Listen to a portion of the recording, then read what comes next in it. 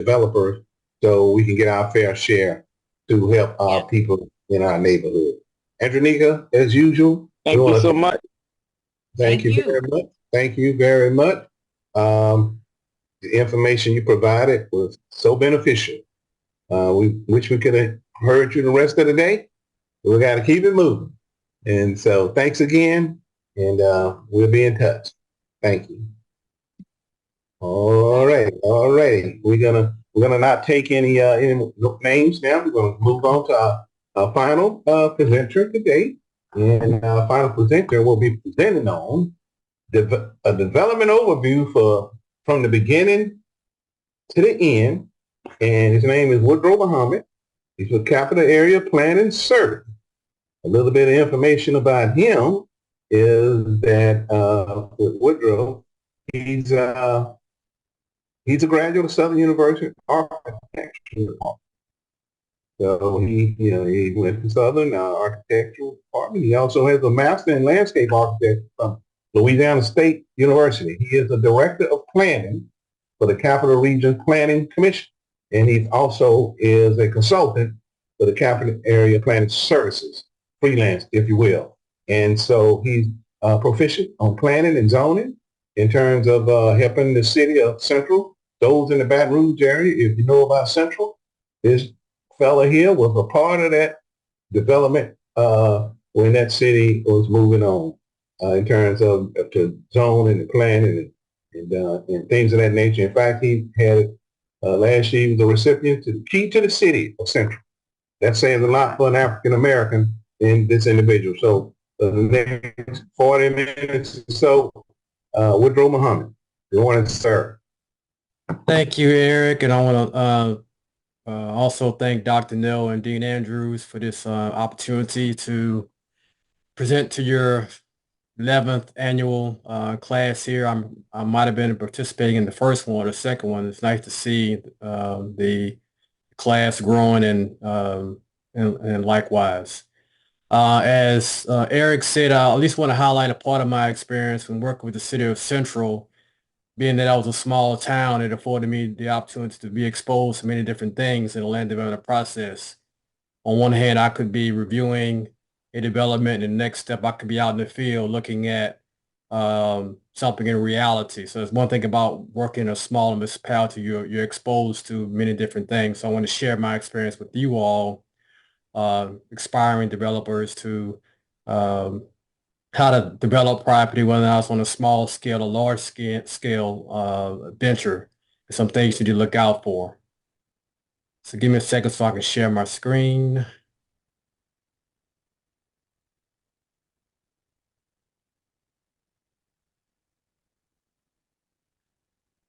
All right, so we're going to cover today the land development process from beginning to end. Again, my name is Woodrow Muhammad. I'm a certified city planner. And also I'm a surveying intern in the state of Mississippi. My services service area includes Baton Rouge metropolitan area, Mississippi as well. And I also serve clients. My clientele includes architects, builders, landowners, surveyors, engineers, and government agencies. I offer landscape design, residential design, permit assistance, concept design, and GIS services, from broad scale GIS to mapping of small areas, neighborhoods, or districts. In the land development process, there's first you gotta select the site. Oftentimes we like to work with a realtor to do that. If you don't have a seasoned realtor, as a developer, I want to point out some things that you need to be mindful of in selecting a site. The zoning of the site is important. As the previous presenter kind of touched on a little bit, you have to know what zoning dictates the land should be used for, whether or not it's going to be residential or commercial. If you want to develop residential, the zoning tells you the size of your property, whether or not it should be a certain acreage. It also tells you setbacks which is going to determine your building footprint and where the building can be placed on the site. You also need to know the zoning of adjacent properties. You don't want to build near an industrial zone piece of property. Even though that should not be the case, but sometimes there are properties that are zoned um, industrial, and then you could have a residential zone property near it. So those are some of the things you need to look out for when you're selecting a site. Future land use. Even though a property is zoned for something today, it might not be that in the future. You could have an area that is projected to be um, to continue the example, industrial in the future. So you don't want to build a house. Next thing you know, you have a worst case scenario, a dump that is planned, or a pig farm or something like that that's planned in the future. That might be an extreme case, but I just want to show you an example of knowing what the future land use for a piece of property or the adjoining area can adversely impact the property that you want to develop on. Infrastructure. You need to know whether or not you have sewer, water, gas, and electricity. Um, and that's not to say that if a site does not have that, you just have to bring it to the site, which drives up your development costs. The more infrastructure that's available to you, the less that you have to spend to bring utilities to your site. And also, you need to know the capacity of that infrastructure. Just because there's sewer there, it might not be at the capacity to take on additional home sites. And also the condition of the sewer, water, and gas for that particular site that you're looking to build on. It might not be in good condition. You might need to do some improvements. There could be upstream issues from a drainage standpoint that you might need to mitigate, or even downstream issues that you might need to mitigate. So having a consultant or engineer look at your site to check on the availability and the extent or condition of infrastructure is going to be important in selecting a site. Another aspect oops, I went too far.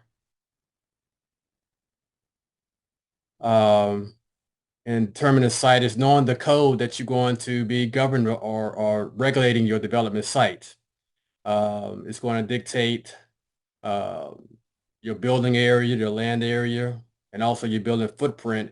If you have to have setbacks from adjoining property lines, if you have to have a certain amount of open space, all that has to be considered when you're designing a site.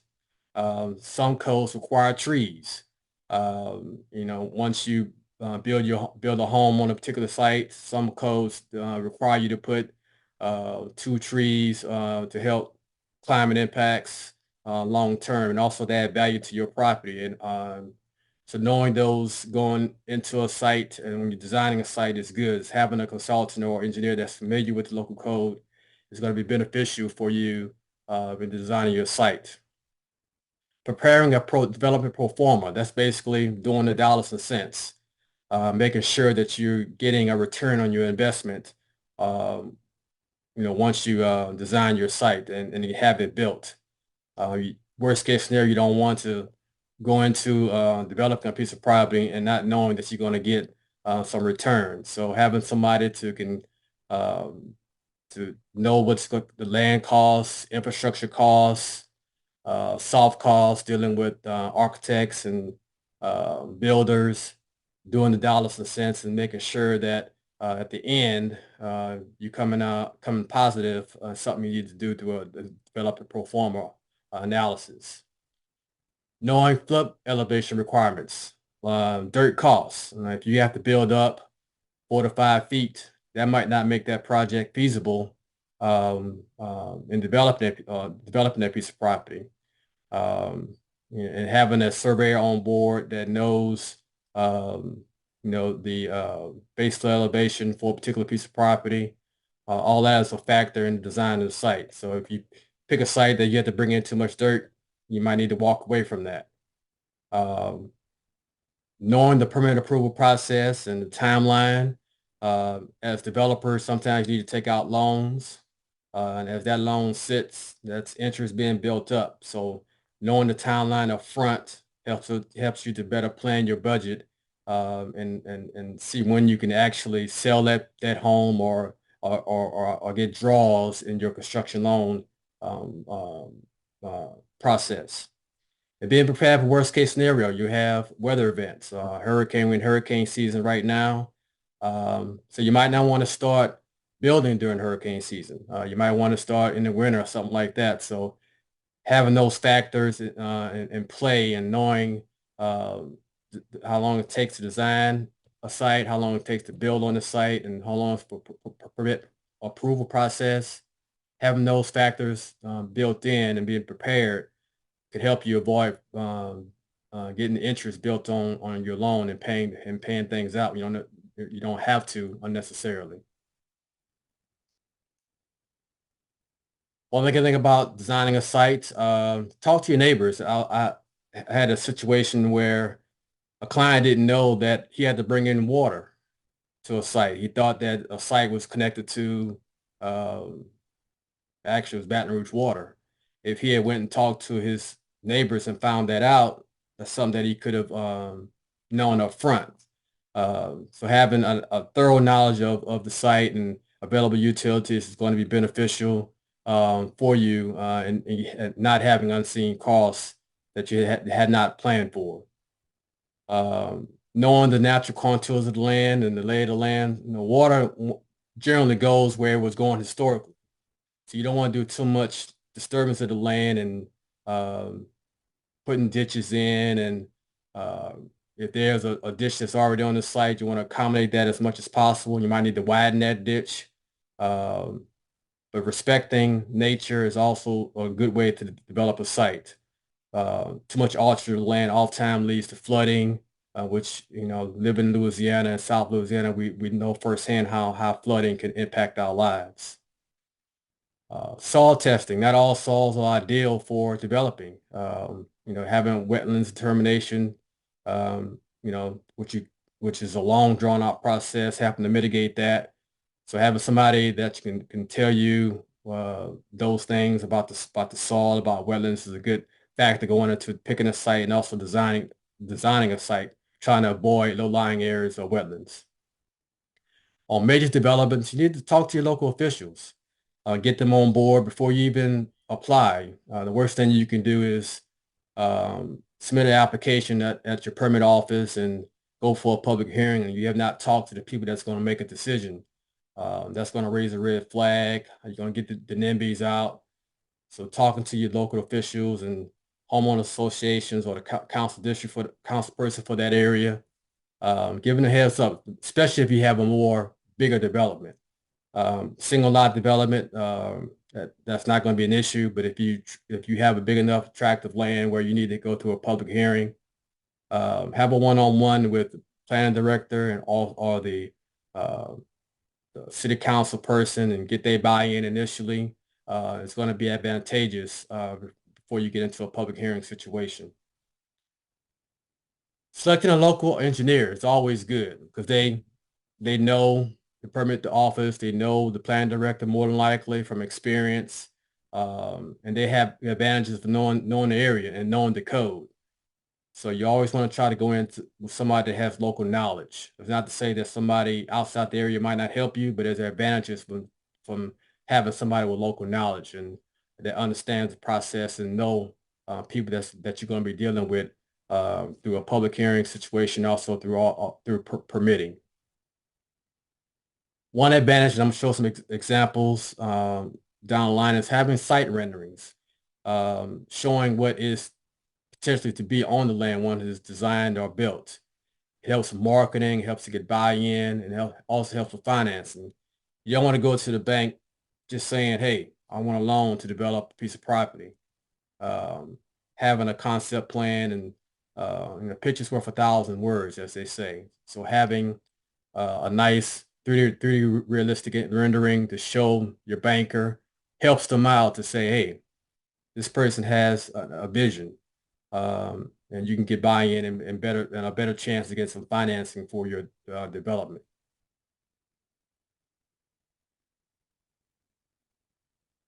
And when you're developing a site, you know, there are requirements called stormwater pollution prevention requirements where you have to keep the site clean. You know, people are going to be watching you. And if you are, you know, leaving trash on the site and, you know, there are regulations where dirt cannot get on the public road. It creates a traffic situation, people sliding on the road. So as a contractor or whoever you select your contractor, make sure they're keeping the site clean, monitoring the site.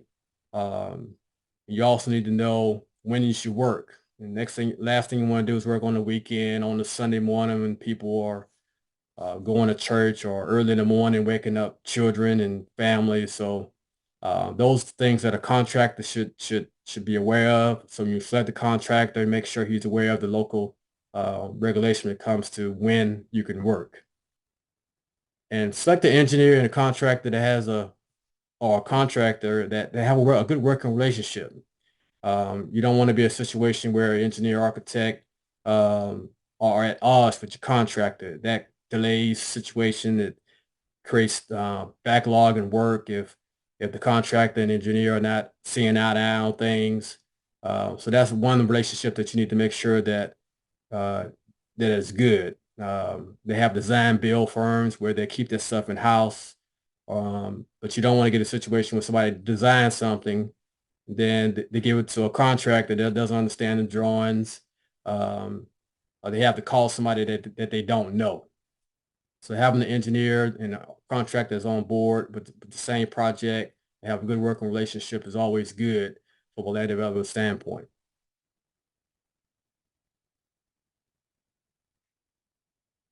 And keep inspectors on the loop. If you know that you're going to need um, uh, a slab inspection before you go vertical, that's when they go out and check to make sure that your slab is at the right elevation. Give them a heads up. Saying my foam is about up, you know, in about a week or so. Um, you know, I'm gonna request a inspection to make sure I can go vertical and make sure my slab, my foundation is at the right elevation. That keeps, you know, time down. You don't want to be in a situation where you have the slab there, but you can't go vertical because you're waiting on an inspector to come to the site to say, yes, you're at the right elevation based on your surveyor's proposed elevation certificate. So having a consultant or someone that knows the whole process to say, hey, you need to get ready to call the city to come out for that inspection has advantages. As everybody knows, time is money. So if you're delaying your project, that interest is building up on your loan if you perchance took out a loan to do things of that nature.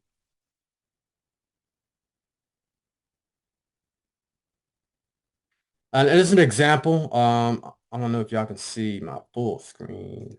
This is a concept subdivision design that I did for a client, looking at the code and uh, giving the engineer the road length for this design. You know, based on the road length, they're able to calculate the amount of concrete and asphalt and the base that goes into road construction, and that's going to determine uh, construction costs based on this design and the number of lots that can be yielded from a certain area of developable land. There's a rule of thumb that, you know, 20% of your gross area in most projects is going to be towards detention. So having, when I say detention, the stormwater that's coming off in order to mitigate any drainage impacts off-site and on-site. So designing detention areas is going to determine how much land is left for your building pads. So this is an example of a 32 lot subdivision, um, at least a concept based on the code where the engineer was able to plug in the numbers, um, how much curb is going to be needed, how much uh, roadside storm sanitary sewer based on the linear feet of the road. So having this going up front helps to calculate the performer, as I touched on previously in the presentation. Is that a retention pond in the back? Yes, it's actually three. Okay. Why you got three? 1, 2, 3. I didn't hear you, Eric. Why do you have three? That was just for aesthetics. It didn't have to be three. It could have been just, I think one of the ponds was for aesthetics and then the other two was for detention. Um, it's been a while since I looked at this area because I really can't give you a good answer. It You know, really could have but been just one.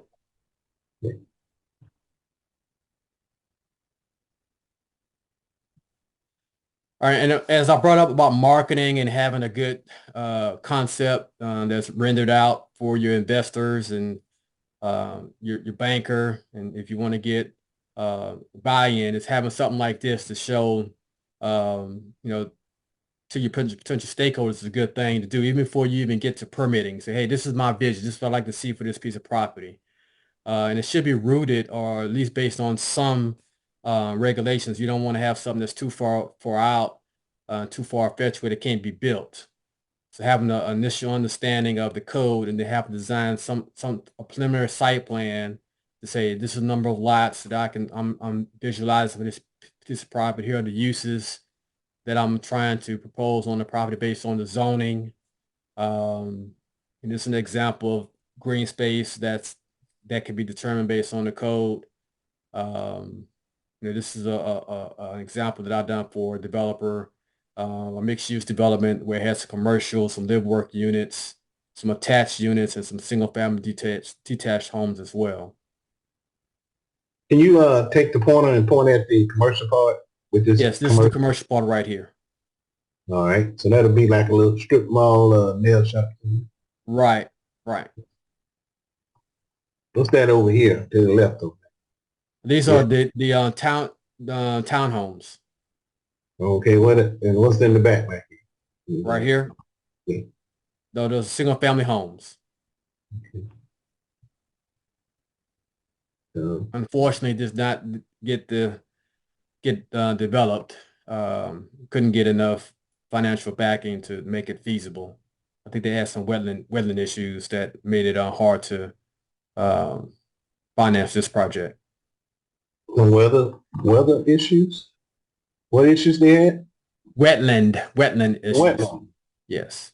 Explain wetland so they can understand it. You know it, I know it, but Wetlands is an environmental low-lying areas that stay wet for the mostly the soil, certain soil conditions. Basically, low-lying areas that they're indicators, such as palmettos, which is a type of plant that grows in wetlands. And the federal government basically said they don't want you building those areas. They said you just can't disturb those areas. And oftentimes, if that area is too big, it renders the site infeasible to design. Um, there's a mitigation process, but it involves a lot of going back and forth with the Corps. And they have what is called a mitigation bank. But for the most part, you're not supposed to touch wetlands. yeah, that's correct. That's correct. We had a project off Plank Road that was wetland, but there were a certain amount of checks that was written to the U.S. Department of Corps Engineers. Project went through, but they had a lot of mitigation to do. I'm sorry, keep going. Sure, and that pretty much concludes my presentation. My motto is let us put on our thinking caps to serve your land development needs. So you can scan my contact information here and visit my website. I'm open to any questions or anything I need to expound on. I'm here to help with that. I just want to add, Woodrow,